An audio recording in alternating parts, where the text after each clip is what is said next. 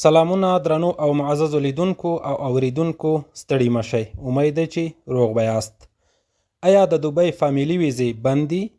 دا هغه پوښتنه ده چې ګڼو دوستانو له ما څخه د ټلیفون، واتساپ، مسنجر او نورو طریقو له لارې مطرح کړې ده.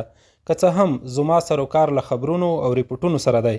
زه د متحده عربي اماراتو د ادارو پر اساس باندې د متحده عربي اماراتو د نړیوالو رسنیو پر بنیاد باندې خبرونه او ریپورټونه تولیدوم او دې برخه کې کار کوم. خو مجبور شوم چې د هیوادوالو دغه پوښتنې لپاره هم کره او دقیق معلومات راټول کړم. ترڅو چې دقیق معلومات مې راټول کړي نه وي، تر هغې زه کوم خبر، ریپورټ او یا ویډیو نه خپروم. نو په دې رابطه باندې ما په متحده عربي اماراتو کې د ټایپینګ سنټرونو والا سره رابطه وکړه.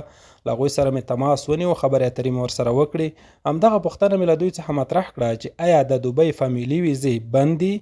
د دوی ټولو ځواب دغه و چې نه، د دوبۍ فامیلي ویزې بند نه دي، بلکې په دې برخه کې ریجکشن زیات شوی دی.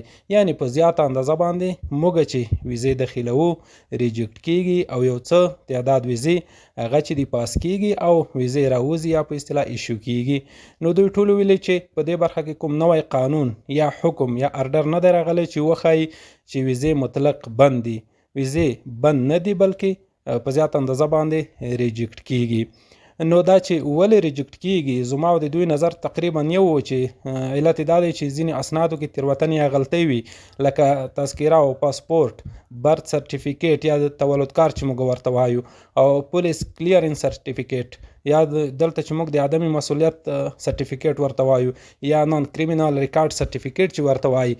دغه اسنادو کې ځینې تېروتنې وي چې دا د دې سبب کیږي چې یو څه ریجکشن زیات کړي. نو د دې لپاره پکار دا وي چې لومړی مو خپل اسناد دقیق وي، سم وي، که هغه پاسپورت، تذکره، تولد کارت او پولیس کلیرنس سرټیفیکیټ یا د عدم مسؤلیت کوم سرټیفیکیټ چې دی، او د دې سره په خوا کې په یو باوري ټایپینګ سنټر باندې دغه ویزه داخله شي، ترڅو دوی په مسلکي ډول دغه معلومات دقیق په پلیټفارم کې ورسوي، نو ترڅو ستاسو لپاره ویزه راوځي.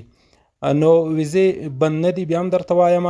او دا چې پولیس کلیرنس سرټیفیکیټ څه شی دی، د څه لپاره پکاریږي، راتلونکي کې به انشاءالله په دې رابطه باندې هم ستاسو لپاره یو لنډه ویډیو یا لنډ معلومات وړاندې کوم.